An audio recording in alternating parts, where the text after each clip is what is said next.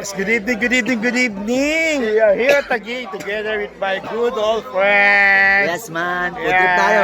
Food trip. Negro is on the house. Negi. Well, nasa Taguig kami ngayon. No? Meron kami pinuntahan itong lugar na sabi nga nila solid na pagkain. Ano yung mga pagkain Grabe, dito? grabe. Crispy, mga ganyan. Well, actually, late na yung load namin ngayon kasi nakakain na kami. No, nakakaya man sabihin sa inyo pero nakakain na kami. Well, the place is here in Taguig. Medyo tago talaga siya. Hindi, parang may hindi naniniwala sa atin eh. Ito, parang may hindi naniniwala, masarap. Sige mo nga, masarap. Hindi siya na naniniwala kasi alam niyo ba kung bakit? Kasi sa tagong lugar na to, there's something na masarap ang pagkain.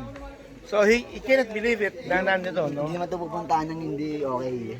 Actually, late na kami dumating dito. Hindi parang ng tropa. Kasi alam niyo bakit? Kasi kanina kasi crowded ito talaga.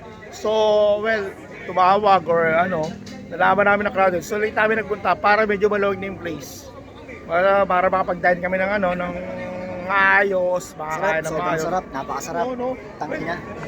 Ako suggest ko, go with the dinuguan. Hindi, yung T-bone, tsaka yung T-bone. At the same, yung T-bone, no? Napakalabot, napaka-tender. Pero try the thing. Yes. Chicken. At saka yung T-bone, no? Locally, nasa Pilipinas lang, no?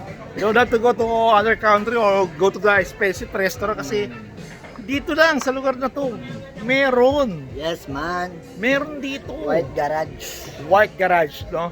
Let me show you the the signage na lang po. Then afterwards, i-search na lang po siya. White Garage. Yes. No, ang sarap, napakasarap ng pagkain dito, no.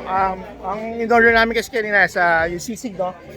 Sisig, dinuguan. Hindi, sisig, bopis. Ay, bopis, dinuguan. Pero meron din sisig. Oh, may sisig tapos meron kang yung T-bone. May T-bone, napakalambot ng T-bone, napaka-tender. Tapos with the, yung sauce niya, yung pinaka-gravy niya, ako napamalasa, grabe. Wow, isipin mo sa Only gravy yun. Only gravy at saka isipin mo sa ganitong lugar na to. Napakaliblib pero dinadayo.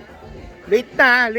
Kami late guest na. Kung baka kami yung last order Hindi, na. nakalimutan nga natin i-video yung mga pagkain eh. Sayang, no? So, siguro sobrang excitement ko kanina na matikman. Hindi ko na naisip mag-video or something. Pero anyway, yes. Well, on my word, trust of you, kung magtitiwala sa mga sinasabi ko, well, hindi kayo yung mapapahiya. Hindi kayo mapapahiya sa sinasabi ko. And I will sure that babalik-balikan nyo to or you're going to invite some more friends. Well, thank you very much. Yeah. Anyway, good night and have a good rest all night. Thank you.